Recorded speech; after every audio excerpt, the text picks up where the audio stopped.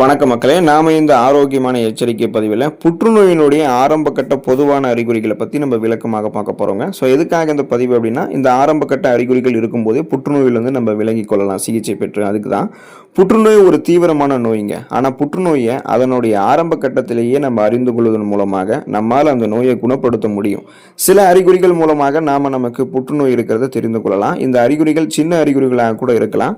இந்த அறிகுறிகளை நம்ம பார்க்கும்போது ஆரம்ப கட்டத்திலே கண்டுபிடிச்சிட்டோம் அப்படின்னா நம்ம மருத்துவ சந்தித்திலிருந்து விலகிக் கொள்ளலாம். இதுக்காக நீங்க அதிகமாக பயப்பட வேண்டும் அப்படின்றதெல்லாம் அவசியம் கிடையாது. எல்லா அறிகுறிகளுமே புற்றுநோய்க்கான ஆரம்ப கட்ட அறிகுறிகளாக இருந்தே தான் ஆக வேண்டும் அப்படின்றது அவசியம் இல்லை. அந்த அறிகுறிகள் என்னென்ன அப்படின்றத நம்ம விளக்கமா பார்ப்போம்.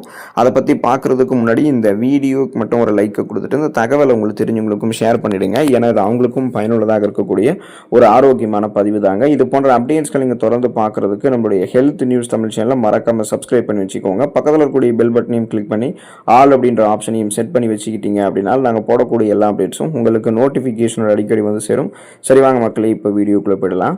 உங்களுடைய உடல் எடை குறைதல் புற்றுநோய்க்கான ஆரம்ப கட்ட அறிகுறியாக பார்க்கப்படுது அப்படின்றது தெரிஞ்சுக்கோங்க. உங்களுடைய உடல் எடையானது வழக்கத்திற்கு மாறாக மிகவும் வேகமாக குறைவதை நீங்கள் பார்க்கலாம். அதுவும் நீங்கள் எந்த விதமான எடை குறைப்பு நடவடிக்கைகளையும் மேற்கொள்ளாமல் இருக்கும்போதே இந்த உடல் எடை குறையக்கூடிய நிகழ்வானது உங்களுக்கு நடக்கும். ஸோ இந்த மாதிரியான அறிகுறிகளை நீங்கள் சந்திக்கும் போது எச்சரிக்கையாக நீங்கள் இருக்கணும். ஏன்னா வெயிட் லாஸ் நம்ம பண்ணுறோம் அப்படின்னாலே 3 மாத காலங்கள் ஆரம்பித்து ஒரு 6 மாத காலங்கள் வரைக்கும் நமக்கு எடுக்கும். எனர்ஜி ட்ரிங்க்ஸு, கலோரிகள் குறைவாக இருக்கக்கூடிய உணவுகள் எடுத்துக்கொண்டு பசியை கட்டுப்படுத்த நம்ம வெயிட் லாஸ் பண்ண முடியும். அதுதான் ஒரு ப்ராப்பரான வழி. அந்த மாதிரியெல்லாம் வழி இல்லாமல் நம்ம உடல் எடை குறைப்பு நடவடிக்கைகளை மேற்கொள்ளாமல் இருக்கும்போதே உடல் எடை குறையுது அப்படின்னா நமக்கு கணையம், வயிறு, உணவு குழாய் அல்லது நுரையீரல் போன்ற பகுதிகளில் புற்றுநோய் உருவாவதற்கான அறிகுறிகளாக இருக்கலாம். ஸோ நாம தான் கவனமாக இருக்கணும். உடலில் வீக்கம் அல்லது கட்டி ஏற்படுதல் புற்றுநோய்க்கான ஆரம்ப கட்ட அறிகுறியாக பார்க்கப்படுது அப்படின்றத நீங்க தெரிஞ்சுக்கோங்க. ஏன்னா புற்றுநோய் அப்படின்றது இது போல வீக்கங்களாக அதனுடைய செல் பெருக்கங்களே கட்டி போன்ற வடிவில் தான் நமக்கு பரவ ஆரம்பிக்கும். இப்போ உடல்ல ஏதாவது ஒரு பகுதியில் வீக்கம் அல்லது கட்டி ஏற்பட்டுச்சு அப்படின்னா அதை நம்ம கண்டுகொள்ளாமல் விட்டுடக்கூடாதுங்க. வயிறு, மார்பகம் போன்ற இடங்கள்ல கூட புற்றுநோய் காரணமாக கூட நமக்கு கட்டிகள் ஏற்படலாம். எனவே இந்த மாதிரியான கட்டிகள் உங்களுக்கு நீண்ட நாட்களுக்கு இருந்துச்சு, அது சரியாகலை அப்படின்னா உடனே நீங்க மருத்துவர் அணுகி அது என்னன்றதை பார்க்கணும். அது புற்றுநோய் கட்டிகளாக உங்களுக்கு இருக்குன்னா உடனே அதுல இருந்து சிகிச்சை பெற்று நீங்க விலகிக் கொள்வது நல்லது. நிறைய பேர் அதை பத்தின ஒரு விழிப்புணர்வே அவங்களுக்கு இருக்காது. அது ஏதோ உடல் சூட்டு கோப்பலங்களாக இருக்கும், கொழுப்பு கட்டிகளாக இருக்குன்னு அவங்க நினைச்சுக்குவாங்க. ஸோ அதுக்கு வித்தியாசம் இருக்கு. அதுக்கும் புற்றுநோய் கட்டிகளுக்கும் நிறைய வித்தியாசம் இருக்கு. நீங்க எதுக்கும் மருத்துவ அணுகி செக் பண்ணி பார்க்கும்போது தான் அது என்ன ப்ராப்ளம்ன்றது உங்களுக்கு தெரியும். நீங்களாகவே ஒரு கணக்குக்கு போகக்கூடாது. அதனால மருத்துவரை அணுகி அதை கட்டி என்னன்றதை பாருங்க. அது புற்றுநோய் சார்ந்த கட்டிகளாக இருக்குன்னா உடனே சிகிச்சை பெற்றுக்கொண்டு நீங்க விலகிக் கொள்வது நல்லது. தொடர்ந்து இருமல் ஏற்படுதா பாருங்க. அந்த மாதிரி இருந்தாலுமே புற்றுநோய்க்கான ஆரம்ப கட்ட அறிகுறியாக கூட இந்த தொடர் இருமல் பார்க்கப்படுது அப்படின்றத நீங்க தெரிஞ்சுக்கோங்க. இப்போ தொடர்ந்து இருமல் இருக்கிறது அப்படின்றது பல நோய்களுக்கான அறிகுறியாக கூட இருக்கலாம். இப்போ ஃபார் எக்ஸாம்பிள் உங்களுக்கு மார்பில் அதிகமாக சளி இருப்பதால் கூட தொடர்ந்து இருமல் பிரச்சனை ஏற்படலாம். அது ஒரு காமன் தான். ஆனால் உங்களுக்கு 3 வாரங்கள் ஆரம்பிச்சு 4 வாரங்கள் வரைக்கும் தொடர்ந்து இருமல் பிரச்சனை இருக்கு அப்படின்னா அது ஒரு மோசமான நோய்க்கான அறிகுறியாக கூட இருக்கலாங்க. தொடர்ந்து இருமல் ஏற்படுறது, சளியுடன் கூடிய ரத்தம் வெளியேறுதல் மற்றும் சுவாசிக்கிறதுல சிரமம் உண்டாகிறது, இந்த மாதிரியான அறிகுறிகள் எல்லாமே நுரையீரல் புற்றுநோய்க்கான அறிகுறியாக கூட இருக்கலாம். ஸோ நீங்கள் எதுக்குமே பார்த்தீங்கன்னா அதிக டைம் கொடுக்கக்கூடாது. நீங்கள் இந்த மாதிரி அறிகுறிகள் உங்களுக்கு தென்படும் போதே உடனே மருத்துவர் அணுகி அதில் நீங்கள் விடுபட்டுக் கொள்வது ரொம்ப ரொம்ப நல்லதுங்க. மச்சம் அல்லது மருவில் மாற்றம் ஏற்படுதல் புற்றுநோய்க்கான ஆரம்ப கட்ட அறிகுறியாக பார்க்கப்படுது அப்படின்றத நீங்கள் தெரிஞ்சுக்கோங்க. உங்களுடைய மச்சம் அல்லது உங்களுடைய மருவில் ஏதாவது மாற்றம் ஏற்படுது அப்படின்னா அதை நீங்கள் புறக்கணிக்க வேண்டாம். பெரும்பாலான மக்கள் இந்த மாதிரி விஷயத்தை கவனிக்க மாட்டாங்க. ஆனால் இது ஸ்கின் கேன்சர், அதாவது தோல் புற்றுநோய்க்கான ஆரம்ப கட்ட அறிகுறியாக கூட இருக்கலாம். உங்களுடைய சருமத்தில் ஒரு புதிய மரு தோன்றும் பொழுது அல்லது புதிய மச்சம் தோன்றும் பொழுது சருமத்தில் ஏற்கனவே இருக்கக்கூடிய மச்சத்தினுடைய நிறம் மாறுறது, அதாவது கலர் சேஞ்ச் ஆகிறது, இல்லைனா அளவு அதிகரிக்கிறது, சைஸ் இன்க்ரீஸ் ஆகிறது, இந்த மாதிரியான அறிகுறிகளை நீங்கள் பார்த்தீங்கன்னா உடனே மருத்துவர் அணுகணும். அவங்க உங்களுக்கு ஆலோசனை வழங்குவாங்க. நீங்கள் சாதாரணமான ஒரு மருத்துவர் அணுகுவதை விடவும் ஒரு ஸ்கின் ஸ்பெஷலிஸ்ட்டை அணுகலாம். நீங்கள் தோல் சார்ந்த மருத்துவ நிபுணரை அணுகுனீங்க அப்படின்னா அவங்க அதை உங்களுக்கு குறிப்பிடுவாங்க. அது சாதாரண தோல் சம்பந்தமான வியாதிகள் தானா, ஸ்கின் டிசீஸ் தானா, இல்லை ஸ்கின் கேன்சர் தோல் புற்றுநோய்க்கான ஆரம்ப கட்ட அறிகுறிக்கான அந்த ஒரு சிம்டம்ஸ் தெரியுதா இல்லையான்றது அவங்களே உங்களுக்கு கொடுப்பாங்க. நீங்களாகவே குழப்பத்துக்கு போகக்கூடாது. சிறுநீரில் ரத்தம் கலந்து வெளியேறுதல் புற்றுநோய்க்கான ஆரம்ப கட்ட அறிகுறியாக பார்க்கப்படுது அப்படின்றத நீங்கள் தெரிஞ்சுக்கோங்க. சிறுநீர் வழியாக ரத்தம் வெளியேறுதல் உங்களுக்கு பார்த்தீங்கன்னா உங்களுக்கு அந்த சிறுநீர் புற்றுநோய்க்கான ஆரம்ப கட்ட அறிகுறியாக கூட இருக்கலாம். மேலும் நீங்கள் வழக்கத்திற்கு அதிகமாக பார்த்தீங்கன்னா கழிப்பறைக்கு போறீங்க அல்லது மலச்சிக்கல் பிரச்சனையை தொடர்ந்து எதிர்கொள்றீங்க அப்படின்னா குடல் புற்றுநோய்க்கான ஆரம்ப கட்ட அறிகுறியாக கூட உங்களுக்கு இருக்கலாம். அதை நீங்கள் புறக்கணிக்க கூடாது.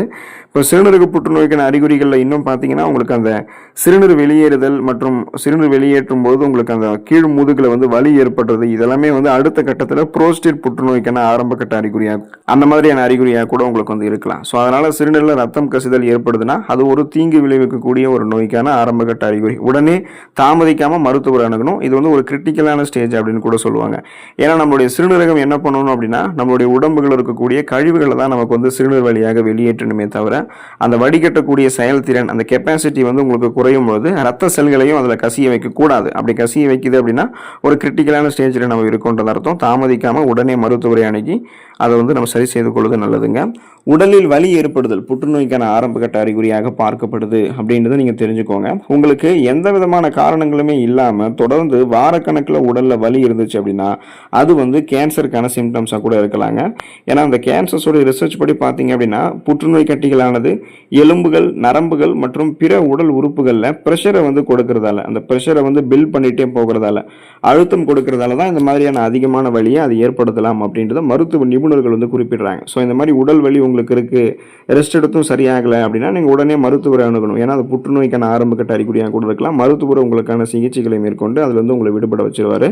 தொடர்ந்து நெஞ்செரிச்சல் ஏதாவது உங்களுக்கு ஏற்படுதா பாருங்க, அதுவுமே புற்றுநோய்க்கான ஆரம்ப கட்ட அறிகுறியாக கூட இருக்கலாம். இப்போ நீங்கள் தொடர்ந்து மார்பில் எரிவது போன்ற உணர்வை உணர்ந்தீங்கன்னா சில சமயங்களில் அது புற்றுநோய்க்கான அறிகுறியாக கூட இருக்கிறதுக்கு வாய்ப்புகள் இருக்குது. வயிறு அல்லது தொண்டை புற்றுநோய்க்கான அறிகுறியாக இது இருக்கிறதுக்கு வாய்ப்புகள் இருக்குது. ஸோ நீங்கள் தான் கவனமாக இருக்கணும்.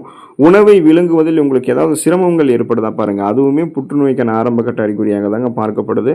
இப்போ நீங்கள் உணவு உண்ணும் போது உங்களுக்கு வலி ஏற்படுறது அல்லது உணவை வந்து விழுங்கும் போது சிரமம் உண்டாகிறது, அப்படியே மீறி நீங்கள் உணவு விழுங்கினாலுமே உணவு மீண்டும் மீண்டும் தொண்டையில் வந்து சிக்கிக்கிறது, இது எல்லாமே உணவு குழாய் புற்றுநோயினுடைய ஆரம்ப கட்ட அறிகுறிகளாக தான் பார்க்கப்படுது.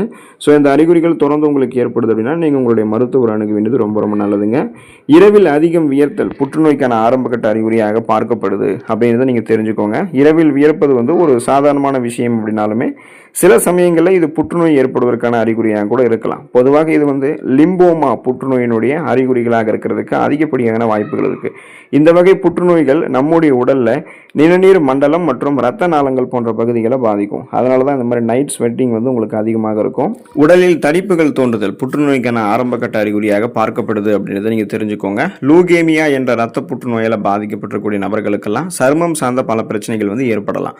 அதிலும் பார்த்தீங்கன்னா உங்களுடைய உடல் முழுவதும் தடிப்புகள் வந்து காணப்படும். சருமத்திற்கு தோலுக்கு அடியில் இருக்கக்கூடிய சின்ன சின்ன இரத்த நாளங்கள், அந்த பிளட் வெசல்ஸ் எல்லாம் உங்களுக்கு உடைவதால் இந்த மாதிரியான தடிப்புகள் வந்து உண்டாக ஆரம்பிக்கும். இரத்த செல்களினுடைய அமைப்பில் சமநிலை இல்லாத காரணத்தால் சருமத்தில் ஏராளமான மாற்றங்கள் தோன்ற துவங்கும். ஆகவே இது போன்ற அறிகுறிகளை ஒருவர் லேசாக எண்ணிவிடக்கூடாதுங்க.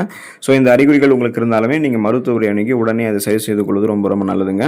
இந்த மாதிரியான அறிகுறிகள் உங்களுக்கு இருந்துச்சு அப்படின்னா நீங்கள் என்ன முதல்ல செய்யக்கூடாது அப்படின்னா நீங்கள் வந்து பயப்படக்கூடாதுங்க. ஸோ குறிப்பாக பார்த்தீங்கன்னா இந்த மாதிரியான அறிகுறிகள் எப்போதுமே புற்றுநோய்க்கான அறிகுறிகளாக இருக்க வேண்டிய அவசியம் இல்லை. ஆனால் அரிதாக சில சந்தர்ப்பங்களில் இவை புற்றுநோய்க்கான அறிகுறியாக இருக்கிறதால இந்த அறிகுறிகளை நீங்கள் சந்திச்சிங்கன்னா உதாசீனப்படுத்த வேண்டாம். அதுக்கான சரியான நடவடிக்கைகளை நீங்கள் மேற்கொள்ளணும். ஸோ புற்றுநோய்க்கான அறிகுறியாக இதெல்லாம் இருக்கான்றதை கன்ஃபார்ம் பண்ணிக்கணும்னா நீங்கள் மருத்துவரை அணுகி முறையான சோதனை செய்ய பார்க்கணும். ஸோ மெடிக்கல் செக்அப் பண்ணும்போது அது உங்களுக்கு தெரிஞ்சிடும். ஏன்னா 50 ஆண்டுகளுக்கு முன்னாடி புற்றுநோய் அப்படின்னு சொன்னாலே அது வந்து பிளட் கேன்சர், ரத்த புற்றுநோய் அப்படின்னு மட்டும்தான் நம்பிக்கிட்டு இருப்பாங்க. ஆனால் புற்றுநோயில் இப்போ ஏராளமான வகைகள் இருக்குது. குறிப்பாக தோல் புற்றுநோய், மார்பக புற்றுநோய், விதைப்பை புற்றுநோய், பெருங்குடல் புற்றுநோய், சிறுநீரக புற்றுநோய், நுரையீரல் புற்றுநோய், வாய் புற்றுநோய், கல்லீரல் புற்றுநோய், கர்ப்பப்பை வாய் புற்றுநோய், கர்ப்பப்பை புற்றுநோய் அப்படின்னு பல வகைகள் இருக்கு. இந்த புற்றுநோய்க்கு எல்லாமே தனித்தனியான குறிப்பிட்ட அறிகுறிகளும் இருக்கும். ஆனால் நாம சொல்லக்கூடிய அறிகுறிகள் எல்லாமே புற்றுநோய் தோன்றும் பொழுது நமக்கு ஏற்படக்கூடிய பொதுவான அறிகுறிகள் தான். இந்த அறிகுறிகள் தென்படும் போதே புற்றுநோயிலிருந்து நீங்க சிகிச்சை பெற்று விடுதலை பெற்றுக் கொள்ளுங்க. உடலமைப்பை நலமாக பராமரித்துக் கொள்ளுங்கள். அடுத்த ஆரோக்கியமான பதிவில் மறக்காம சந்திப்போம். நன்றி மக்களே.